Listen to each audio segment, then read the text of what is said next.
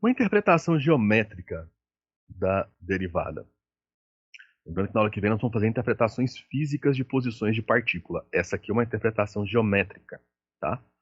Bom, aplicada num ponto, a derivada, se ela for diferente de zero quando aplicada nesse ponto, e obviamente quando eu estou falando diferente de zero aí, eu estou falando do vetor nulo, ok? Quando eu pego um ponto e aplico na minha função, na- quando eu pego um ponto e aplico na derivada da função vetorial, isso gera um vetor. Nesse caso é o vetor nulo, tá? Esse vetor, ele aplicado no, no f de t zero, né, ele vai te indicar a direção tangente à curva naquele ponto, tá bom? Isso aqui é simplesmente uma extensão daquela mesma conclusão que você teve lá no cálculo 1 da, da reta tangente à curva, da reta tangente ao gráfico da função, tá bom? Então, só que aqui nós estamos falando da curva, então nós estamos falando da imagem da função vetorial, não do gráfico da função vetorial. Lá no cálculo 1 era o gráfico da função real, tá bom? Então, esse f' de t0, ou seja, a derivada da função vetorial, é o vetor tangente à trajetória de f em f de t0, tá? Então, ele vai ser para mim o vetor diretor da reta tangente à curva, né? Ou seja, ele vai ser o vetor tangente à trajetória da imagem dessa minha função vetorial, tá bom?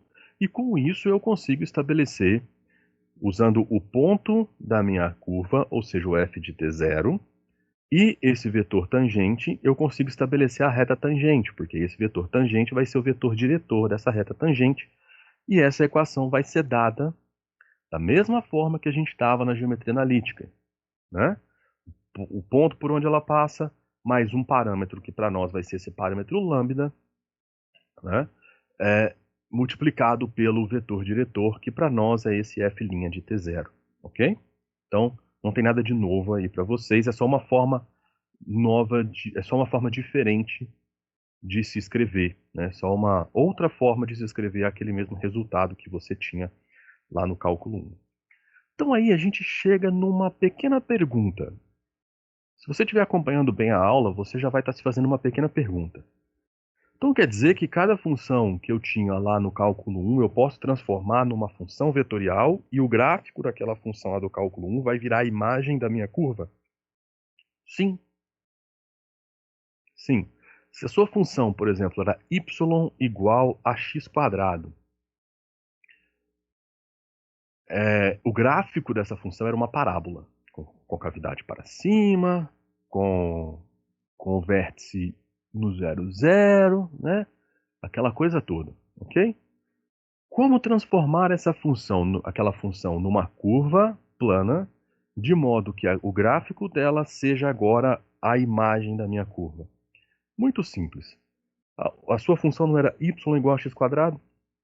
Você vai escrever x igual a t e y igual a t². Pronto. Sua primeira função componente é t, sua segunda função componente é t².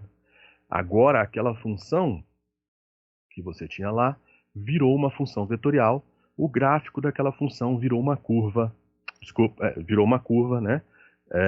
Agora, o gráfico daquela função é a imagem da função vetorial, que é uma curva, tá bom? Então você consegue fazer isso. Então aquela reta tangente que você trabalhava lá no cálculo 1 é a mesma reta tangente que você tem agora, só que numa notação de imagem no plano, tá?